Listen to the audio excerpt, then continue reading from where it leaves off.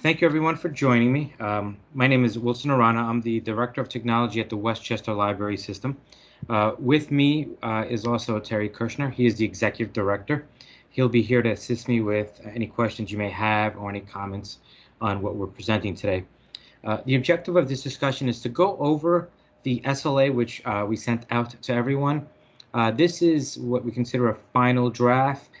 It'll go into the final version once it's sent out to every library on their own unique needs and basis.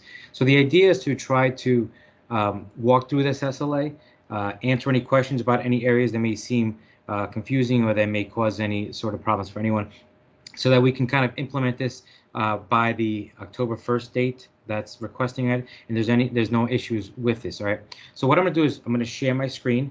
I'm going to explain some areas of it, move along with it, and again, you can either just chime in whenever you feel like it, or if you feel like you want to put a message on, Terry will kind of interrupt and pass that on to me. All right. So let's move along so that we don't spend all day here either.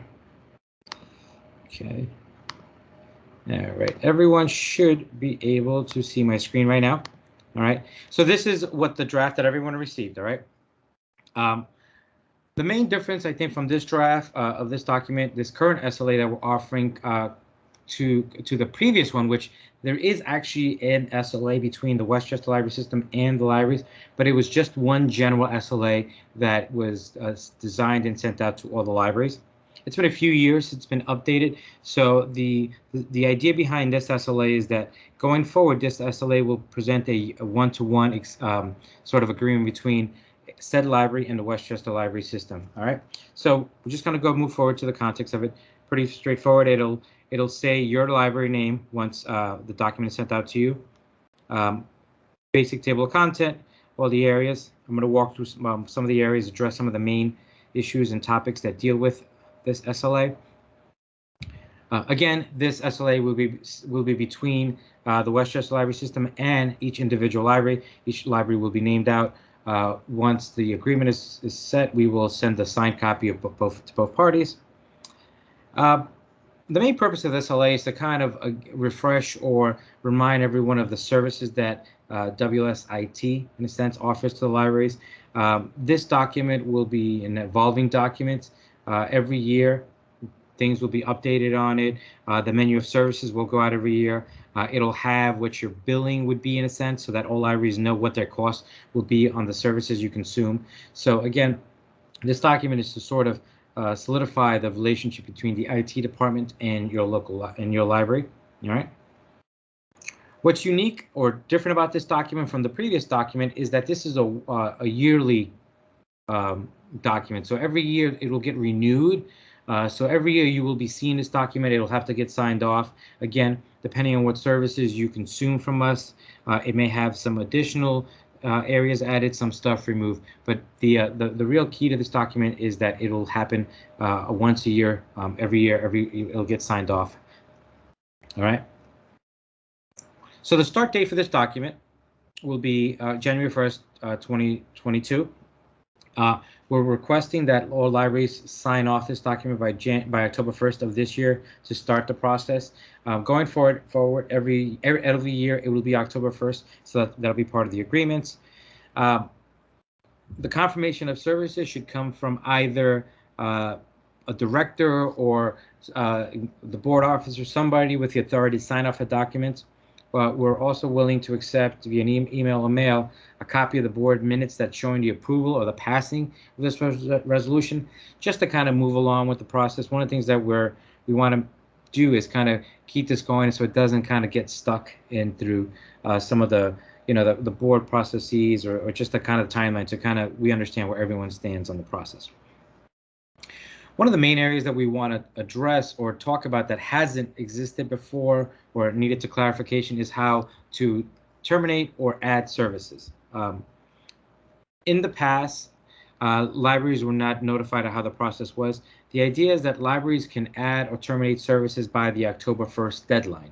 That's when the library could say, going forward for the next year, we will not be consuming this service. And so all they need to do is let us know before that October 1st deadline. We usually send out a document to the libraries, a form which they fill out anyways. And so when we produce that, it'll go forward. A couple of things to keep in mind is that a library can terminate services prior to the agreements, but they will still be held liable for the service for the rest of the year. All right. At the same pace, a library can add services to the library during the year, and we can amend and adjust the agreement to justify that and to rectify the numbers for that. That usually will really come in play, in my opinion, when it comes to device support and wireless service. Those are the two services that I think seem to kind of fluctuate in between, may require adding some stuff. All right. Any questions on that section? All right. So again, this is the explanation of all this. Just that, we just want to have the process, just the notification dates, let us know that we can also add services. All right. 1.6, one of the things that we've added is the option of payments. We used to be a semi-annual billing structure. Now we will allow for quarterly payments. So if the library lets us know which they prefer, they can choose quarterly payments. We've heard that some libraries receive their funding in quarterly drops. So depending on what their structure is, it's easier for them to fulfill their payments. We're also want to enforce and let libraries know about the 1% late fee.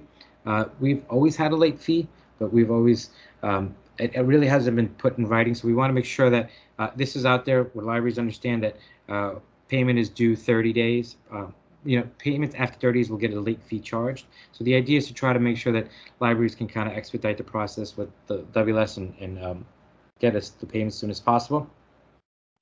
Should there be issues with payments over 60 days, there could be a suspension or reduction of service. The goal here is to have libraries reach out to us and notify us of any issues. If there's any issues with securing funds, or there's any sort of issue with anything that deals with payments, we want to be at least informed, so that at least we know that payment is on its way. So the key here is just that there should be some sort of communication when it comes to payments and things like that, right? Moving forward, 1.7 is something new that's going to be happening, and that's the menu of services and cost. That's going to be presenting all the services that WLS has to offer. In the past, we were sort of an all-inclusive, an all-serving system for all the libraries. But as things have changed, libraries have now been interested in what they're calling an a la carte model. And so what now we're doing is providing some of the core service that we offer and what the cost of the libraries that will be. So every year we will be generating a menu of services. That menu of services may have services added and or removed depending on what the demand is from the libraries. So that's something that it's on this document, and PLD has already seen in the past, right? Any questions on that? Okay, so moving forward with, again, the menu of services, one of the things that we want to do is we want to make sure that everyone understands how to receive those services from us. And one of the key structures that we want to offer is the help desk. Our help desk is accessible either through email, phone. Those are the key ways to reach us. And there's also a portal that's coming that's going live. So those are three methods that can be to be reached reach us. All our services run 24/7, 365. So all our infrastructure services are always monitored and maintained. So even when the office is closed, we are watching stuff. There are mechanisms in play to keep the environment up and running. One of the main things that we like to let everyone know is what our hours of operations are, because I think that's a key function from us. We run 9 to 9 Monday through Thursday, 9 to 6 Friday through Saturday. Sunday it's 12 to 5. We are closed on system holidays, so if you go to our website, you'll see all the approved system holidays which were closed. And we also are closed on Sundays during summer hours. And that usually runs from the Sunday after the 4th of July until the Sunday of Labor Day. That's the time that we're closed. And it's pretty much coincides with most libraries' hours. Most libraries are closed during that time frame. Of course, if a library has an issue or needs additional support, we can kind of work on that and kind of figure out the right solution. During these hours, you will speak to a live individual from our team. They will take your request, they'll generate a work order. There is no penalty, there's no extra charge for calling on weekends or leaving a message during off hours. During these hours, you will reach someone, and you have what I call unlimited access to the help desk. Okay. Any questions about the help desk hours? Okay. You can also obviously leave a voicemail or email it in. If you do during our what we call our off hours, someone will promptly check it the next day. Depending on what the situation is, that will determine what the speed of the response is. All right. That's where we talk about our ticketing system. We are using a help desk system that generates work orders for all instances. It'll help us log track, and helps us assign all the work orders, all the problems. It helps us generate reports, which will be sent out to directors for each library that kind of address what the needs of libraries are. So those are all things that are being generated that are going to come into play. The response time is based on the severity of the problem. If the library is down, you'll get a critical priority. Someone will be in touch with you sooner than later. If it's something simple, if it's just a question or a comment, that will be escalated or be put into a different priority, all again based on what sort of request you put in. So that is depending on how you fill out your request form on the portal, or depending on how the message you bring in when you speak to the technician on the phone.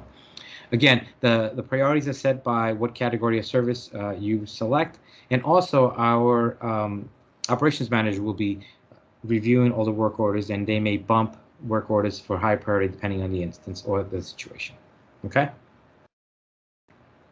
The whole goal of this whole process is to sort of have more of accountability and have a procedure. And so what we are provided here is what we call Appendix Speed. Appendix Speed will help us address and sort of deal with issues that may happen on the help desk that may not get a proper resolution. So should you send in a request to the help desk and not be satisfied with the result or the response you receive, and you may need further support, you can obviously escalate that. There's a specific order which you go to, but the idea is that the issue doesn't stay in a silo. It'll kind of escalate itself out so that, again, we can be held accountable, we can address these issues, and people are aware of things that may be happening, so it does not just stand in the background. All right.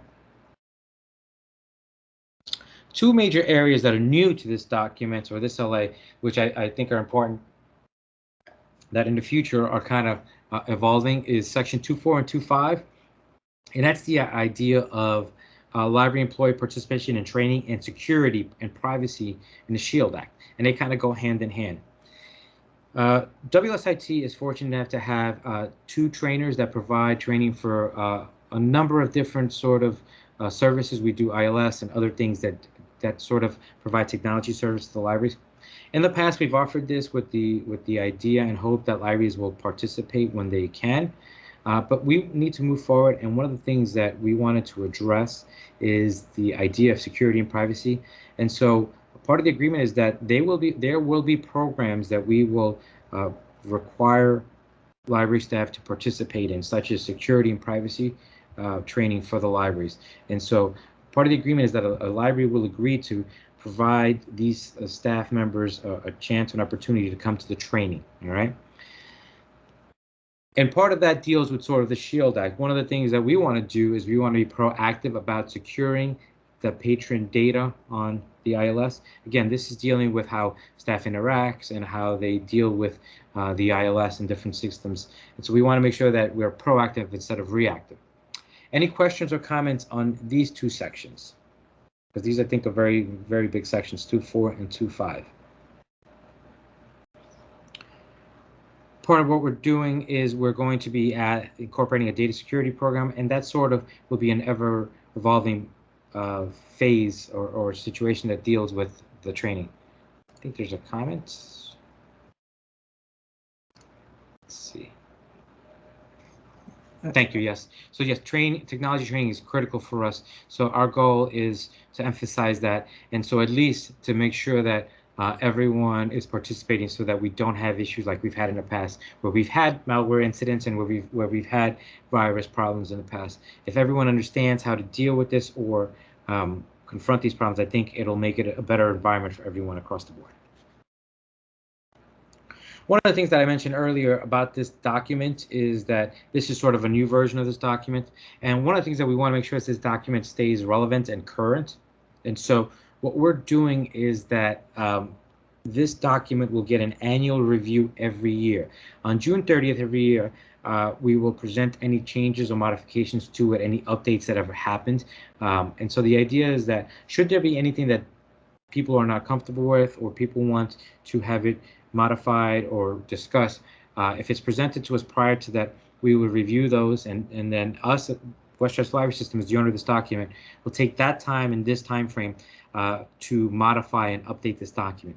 After this date, the document will stay as the current version that exists, and it'll move forward until the following year. And so the idea is so that there will be a flexibility to amend or address the document, but we want to make it so that there is sort of a constraint to it, all right?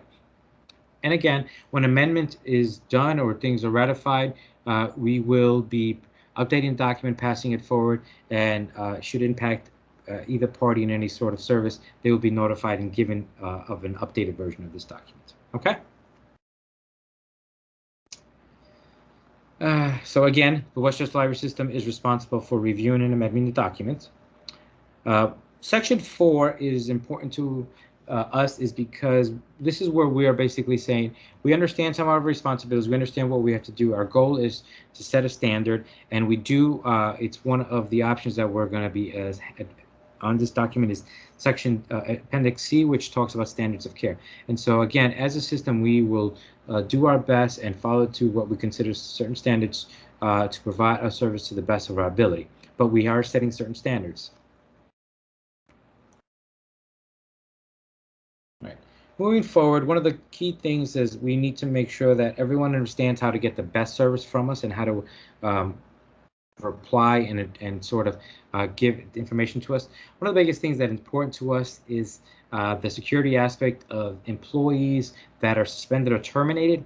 We're just requesting that libraries keep that in mind, that when someone is removed and no longer part of the system, that we should be notified of this. This sort of closes some of the gaps that may cause insecurity, so that there isn't an account that technically is not part of the environment anymore, but yet they're still in the system. You know, we do sort of an annual checkup with library directors as to who's still part of your staff and who's who's part of your team. Sometimes some libraries let us know, but sometimes we kind of just find out during this annual review. And so we want to make sure that when these things occur, that we're notified as soon as possible so that we can modify settings on accounts, whether we can suspend or terminate email and Active Directory accounts. Any account that sits out there that basically is floating around could be a liability and security threat. So that's one of the main things we're requesting. We're also requesting that should there be an issue at your library, that the help desk be notified immediately. In the past, we have noticed that sometimes directors will go out to a listserv first and say, hey, anybody else experience these problems? Not all the help desk staff is on all the listservs, so they may not be aware of you experiencing issues. So the request is that the moment you experience a problem, reach out to us first, and then we can kind of evaluate the issue and you can receive the proper service. If we're not made aware of any issues right away, we can't really address the problem. So we need to be the first avenue people reach to when they have any issues. Of course, let us know of any changes that you may have on your business side. If you do feel you may have experienced a breach or someone may have accessed your environment through an authorized end, if we don't catch anything, let us know and reach out to us, okay? Section 5.2 is also a big change in our current setting. Starting January 1st, libraries will only be allowed to attach a certain type of printers that's part of the recommended list that's provided by WLS IT. We've sent out this list a couple times a year. We update it depending on the hardware. But the idea is that if you're going to attach a printer to our network, it has to be one of the items that's presented on the recommended list. Secondly, starting January 1st of 2022, the only devices that are allowed on our network are WLS supported equipment. If a library has their own back office, has their own equipment, and they want to continue to have those devices on our network, they will have to be converted to fully supported devices. In the past, we offered a we offered a minimal fee to just connect to our network, but then you could start, kind of do whatever you want. That wasn't one of our supported devices. One of the things that we experienced in 2019 was a major system audit, and I'll address laptops in a second. In 2019, we received a major system audit, and part of the audit pointed out that there was a lot of devices on our network that did not have adequate Windows updating, did not have antivirus or any malware protection, and a lot of those machines were not ours. And so we did not have sort of the power or the control to get to them, and we were not even fully aware of some of their weaknesses. And so to alleviate that issue, any device that connects to the WLS network needs to be a fully supported device, which means WLS will then install a malware, antivirus, and we will be able to access it and sort of have the option to shut it down should there be any issues. Libraries are more than welcome to have their own devices on a separate network. That works out fine as well. Now, when you're asking about laptops, as of this point, all laptops go on wireless and they're not on our network. The hope is that in the future, we will be having a secure staff network, which is part of the initiative that we've been talking to library directors about improving their wireless speed so we can actually incorporate a secure wireless network, and then we can add staff supported laptops. So laptops as of right now are not an option, and they're not on our network anyways. They use the wireless, which is an open network, but going forward in the near future, you will see an option for WLS supported laptops that can connect to the secure network of WLS. Does that make sense? Yes. Okay. So one of the things that we talk about is core security standards. One of the things that we're trying to do is set a standard how we protect and how we have some of our security in play, how we handle some of the content management and some of the device support on our environment. And so the idea is that we are presenting and putting out there what we consider our core security standards. And should a library choose to use a third-party vendor to use some of their for their service instead of ours, if they still want to connect to the ILS, we just want to make sure that the library is adhering to some of these standards, and even the third-party vendor is using these standards, so that it's not the idea that they're going to, have someone just use, I like to joke that, well, my nephew and my niece know computers, so, we want to save some money, so they're just going to be set up our computers, but then there's not going to be active monitoring of the environment. The idea is that should a library choose to use other services outside of WLS IT, that's fine, but that vendor needs to communicate with us what some of their standards are, and at minimum they should follow what we consider core standards so that we allow access to the ILS. And we know that any device that's accessing the ILS that WLS is not supervising or administrating or monitoring does have a lot of the safety mechanisms that we know are industry standards to protect the environment. Any questions or comments about that? I think that's a big key as well. Okay. Finally, Section 6 is pretty straightforward. It's just the agreement, the signature. It'll have your name of your library. We'll just need a date and signature. That'll move forward. There's nothing hopefully tricky about that. Moving forward to the appendix. This is what I was speaking about when I said the menu of services.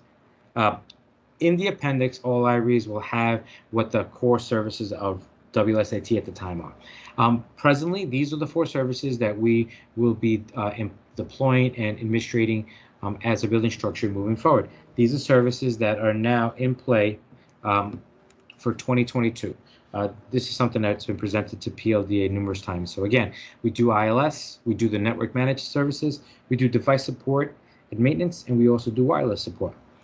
When each library receives this document, they will have a cost associated with that for your year, what it'll cost you for each services. If you don't consume a service from us, it'll just basically be blank or say not applicable.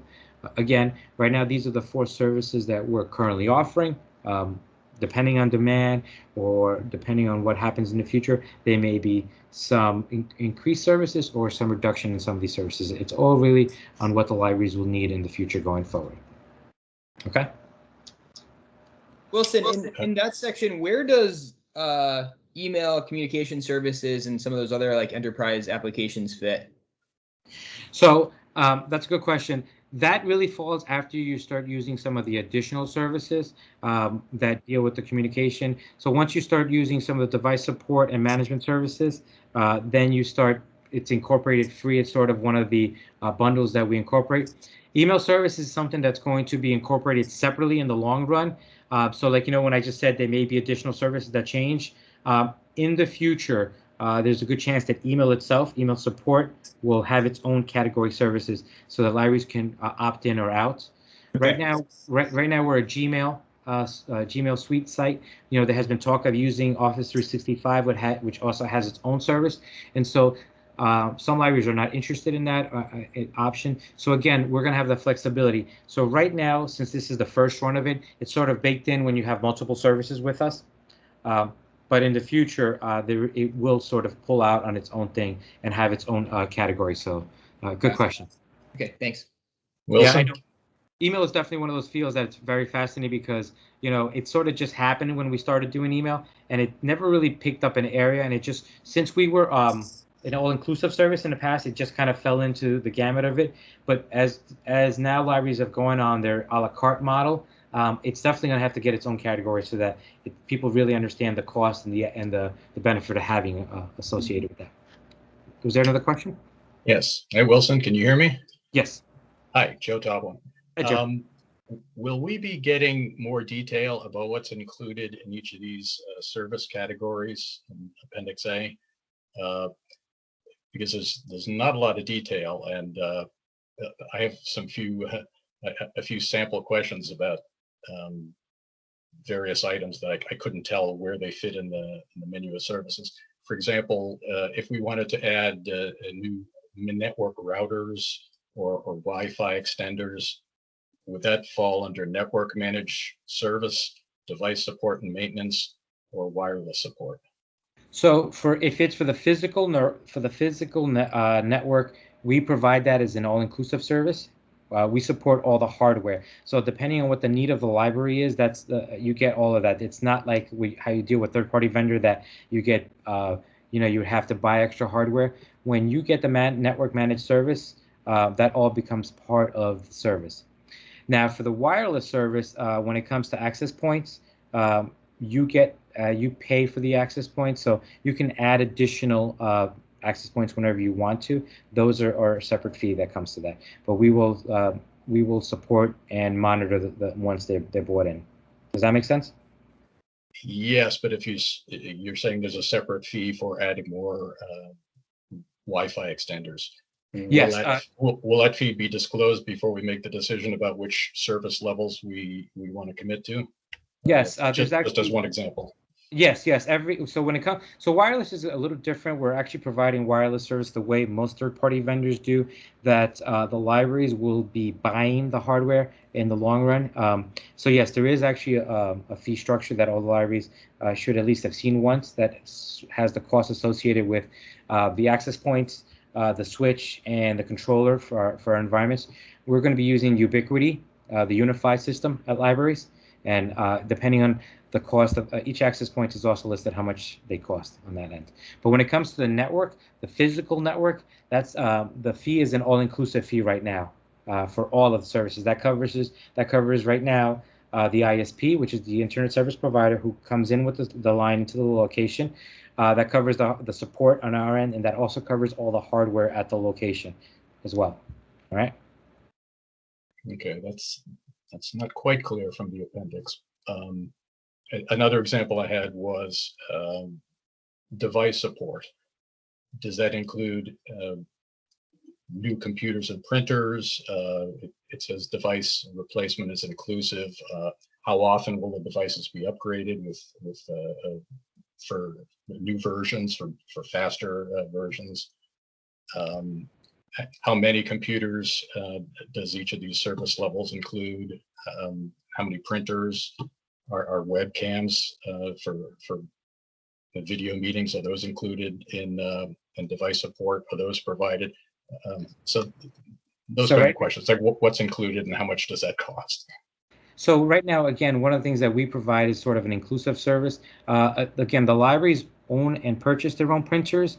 As long as they follow the recommended list, they can be connected to the network, and there is no fee for printers attaching to the network at this point. For devices, the cycle right now is 4 to 5 years replacement for a new device. And right now we're also buying monitors with cameras built into them, and so libraries can request those if they need to that have several of them at a library. So those just come as part of the service when you join us. All right. Okay, but those aren't replacing the devices every 4 or 5 years, that sort of thing. That's not actually written into the agreement here, is it? No, not into this specific agreement. We can definitely adhere or amend to that, but that is definitely what the structure, the current agreement, or the current cycle would be for all devices. We're literally going on a 5-year cycle for all our systems. So the wireless will also have a 5-year life cycle. So will our network equipment. That's our goal going forward. I think it's also fair to say this is our first round with this SLA. We know that it's certainly not perfect. One of the other aspects of this is Wilson will be having conversations to clarify some of these details before you get an SLA that has your library's cost structure built into it. So hopefully some of these questions can get fleshed out in those earlier conversations as well.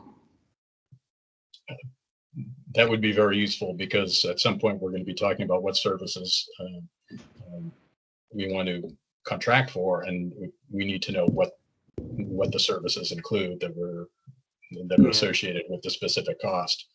How many do we buy? Do we buy the computers? If we don't buy them, if we don't buy them and they're supplied, how often are they updated? How much per each wireless extender? That kind of thing. Yeah, no, we fully understand that. We're also trying to create one agreement that would work for 38 different libraries. Oh yeah. So we're sort of starting more general and working our way towards more definition in the future. That would be great. And Joe, some of this information actually has it's already in sort of the billing document that was generated in the past and presented going forward. So when you say about the menu of services, you'll actually see a more robust document that actually is sort of has been going through PLDA that has a lot of these things, that has pricing and stuff like that in, that can kind of address a lot of those questions. But that's a separate document that exists that will be part of the menu of services as well. All right. Oh, that'd be great. I'm remembering the old way, that we did it, which was you actually had a price associated with each new computer that you got from WLS, and we had to say, well, do we really need another computer? That's going to add so much. So, but that was useful information to have, because we could weigh the trade-offs, the costs and benefits. Yes, there is something called billing structure that just has to be revamped in some of the billing categories, but it does have a lot of that information, and I think we'll go forward with that document. All right. Great, thank you. Okay. Any other questions on these services? Wilson, I have a question. Yes. Hello, can you hear me? Yes, go ahead.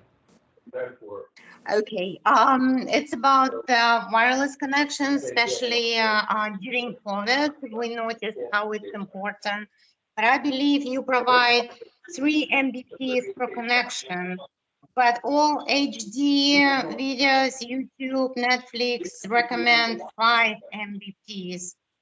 If we would like to increase the speed, under what category it will go?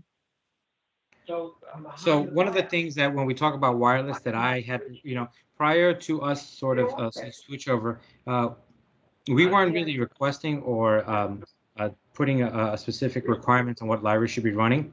So one of the things that we talk about, should library be interested in consuming the new wireless service from us, libraries will require to at least adhere to a 300 meg circuit per location. And then once we have a 300 meg circuit, then we can escalate and bump up the megs per user. We're probably going to take it to anywhere between 10 to 20, depending on what service you use. If you choose to go like with a gig service, then we can go to 20 megs at minimal, and that won't cause an issue at all. So that's the idea. As long as you accept the new wireless plan, one of the requirements is that you acquire at least a 300 meg circuit from us, either through Verizon or Optimum. But the minimum standard right now will be 300 megs. And every year we'll kind of review and we'll kind of see what the options are for cost and see if we can have libraries bump it up so that at some point all libraries are at least on our gig wireless service. So that way we can have a robust wireless secure staff environment, and we can also have a pretty fast environment that can provide a good speed for all patrons. And Mary, yeah, we actually had a document that was generated to libraries, but I can quickly point off, depending on what your interest is, 500 megs, 1,000 megs, I would have just your director reach out to me what the interest is.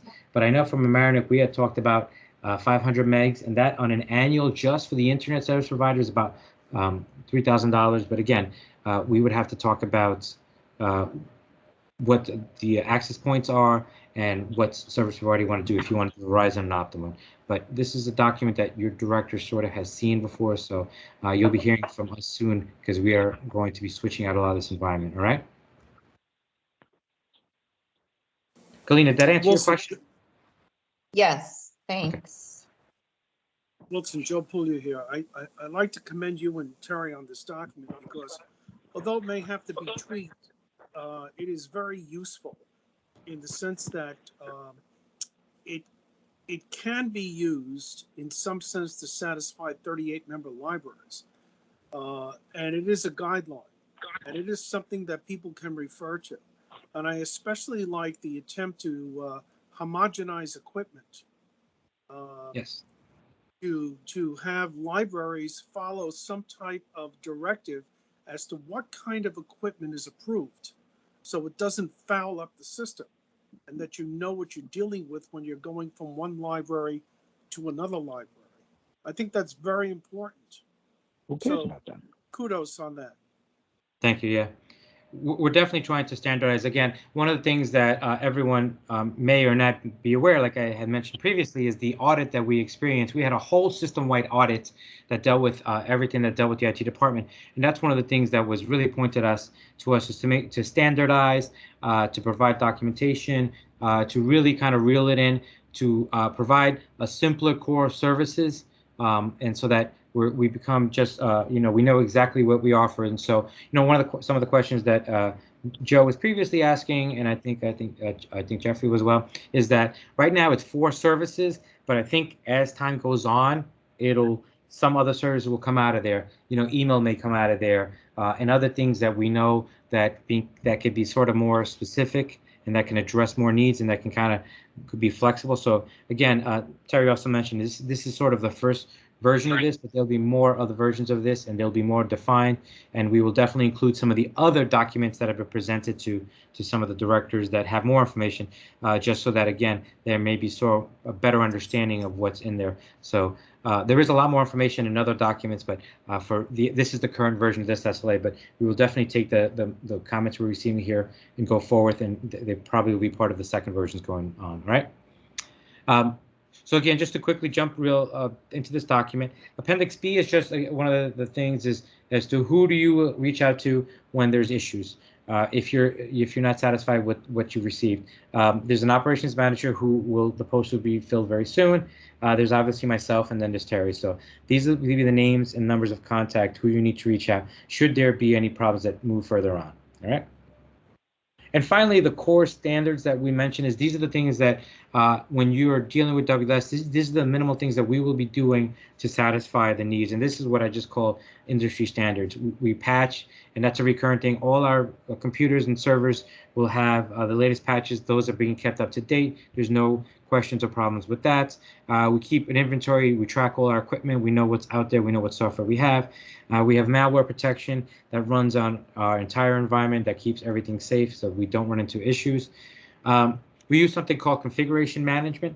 That sort of keeps every public device in a similar state so that, if a patron walks into a Portchester or a Yonkers, it's almost the same feel to it, and it doesn't run the gamut of, people start to use the machine and they start installing softwares, games, and kind of messing up the environment. That's what configuration management. We use a setup like that. And I think the key one in all of this is the ILS VPN. And that's a secure connection from our network to Equinox or our current ILS vendor. That basically means only staff traffic, and that's a critical point that I think may have been confused in the past. Only traffic that deals with the staff side has to go through a private tunnel, a secure tunnel. All right. The public is not going through this. The public can access our catalog from anywhere in the world. We're not saying that the public has to use any of this, but this only adheres to staff access. And so all computers on the WLS network go through a private virtual network, and any library that wants to use a third-party vendor for the network support can do so, but to access the ILS, they will need to put in a virtual private network. Those are the keys when it comes to what we consider security and protection of the ILS in the network. And so these are what we consider core standards, and this is what you will get from WLS. And so should a library choose to go out with a third-party vendor and want to receive service from them, these are some of the things they should be looking from them, and as well we will speak to them when we open up, before we provide VPN access. These are the things that we will make sure that they have in play to make sure that even though a machine is not on the WLS network, that it's being protected and that no patron data is compromised. Okay, any questions on that? Okay. Well, Wilson, I got a quick question. This is Jeff Lanning from Harrison. Yes. It's kind of going back to 5.2, but related to what we're talking about in C. I was unclear. So for the piece about by January 1, all the devices on the WLS network having to be WS managed, are you Yes. willing to manage devices that you don't own during that period and re-image them, get them in your CMDB, stuff like that during that transition? Or is it by January 1, we have to be buying those devices through you? There's a grandfathering period, yes. So if you do have a device right now that is library owned, but you understand that you don't want to deal with bringing your own network, but you still want it to use in WLS environment, that device will be grandfathered in through a year or two. They will, and then as we move forward through the years, it'll fall into the replacement cycle, and it'll become a WLS supported device. So yes. Okay, cool. Thank you. Okay. Finally, I just want to present a real quick, simple PDF of what I consider important dates that people keep in mind. Again, this document becomes effective January 1st. It's a yearly renewal process, which I think is great, so that everyone, as boards changes, as directors change, everyone will kind of be aware what's going on, so that nothing gets lost in the shuffle. So, it's not, you didn't realize that you had an SLA in play. So again, every year there'll be an expectation to have an approval from either a library director, a board, or from a said library. Every year, libraries will have to sign off. We get a periodical review every year on June 30th. So that's when, again, some of the comments that we receive, the document will probably get updated then, and it will be passed on to everyone else. We will have a menu of service presented by Labor Day of each year. So libraries will know what we offer, don't offer. Again, what we're talking about now has been something that all library directors have known for a long time now. So that's the current menu of services, but things may change as we move forward into the future. And the acceptance date will be October 1st. So that gives most libraries 90 days if they are choosing to move on to a third-party vendor. So then comes January 1st, there isn't any confusion or any misunderstanding as to, who's supporting what or what environment they're on. That gives everyone enough time to really move forward with everything. Okay. And finally, again, these are just the current core services of what we have envisioned for the libraries. We do ILS right now. Network managed services, device support, and wireless support. And yes, like it's been mentioned, and some of the questions have been breached, it will expand. It might even shrink down depending on what the libraries need and what the future holds for us. So these are the 4 things that we provide right now. Okay. Any questions or comments on what you've seen? I think overall, one thing that I would always look for in an SLA is just uptime and then maintenance windows for each of those 4 categories. So one of the points we talk about when we talk about uptime is that right now we don't have any redundancy in our current network environment. So when we speak about downtime, we're sort of at the mercy of our one current environment. As we progress forward in the future, some of the goals we have is network changing over, having it sort of a different infrastructure. And when that infrastructure comes into play, then we can pass that on. Part of what our SLA comes into play deals with our ISP is they have an uptime as well, because that is their main goal.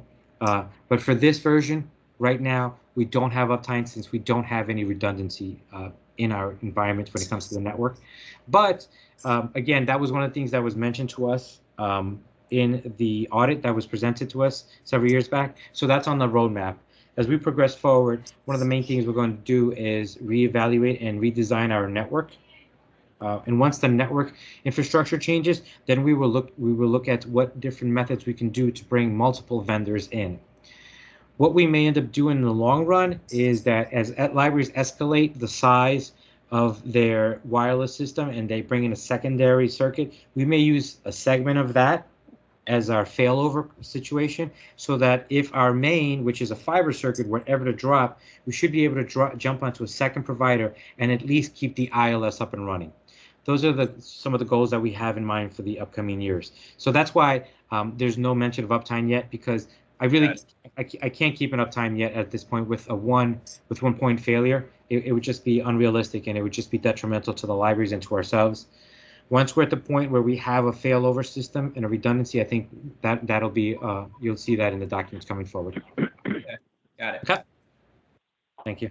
Those are good questions. Those are definitely things that you're asking, a lot of questions of stuff that I have on our roadmap for the future. So hopefully you'll be seeing that in the long run. But that's some of the things that we hope to address and sort of elevate and bring forward. So when libraries looking at services, that they'll understand what WLS provides and what the options really are. Okay. Got it. Got it. Are there any other questions, comments? Yes.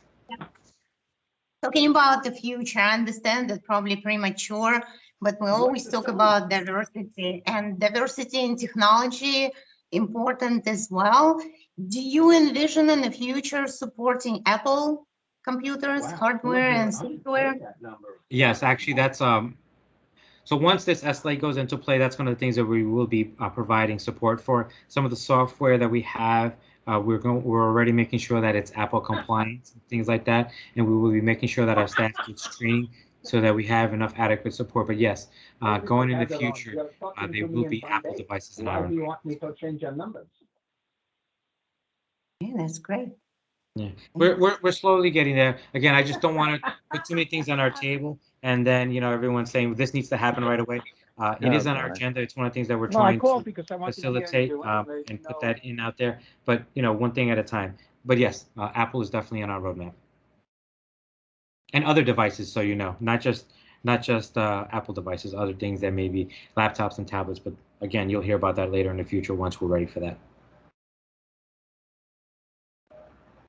Okay. Any feedback? Anything that? So just to clarify, our board has to approve this document and we need to send it to you by October 1st. Correct, yes. Okay. And you'll be seeing an updated version with numbers that'll actually have annual costs for the following year very soon. So you'll have that in hand, all right? Okay, we have board meeting on September 1st. Perfect, okay. Keep that in mind. Thank you. Anybody else? Any other questions or comments? Well, thank you so much for. Thank you for coming. I appreciate your time. I know it's an afternoon hour, but as Terry does, he gives us a 5-second count and then he calls us. All right. Again, thank you so much. I'm going to end the recording session, and I appreciate your time. If you do have any questions or comments, you can reach out to me. I am more than willing to speak to anyone and answer as many things as I can. All right.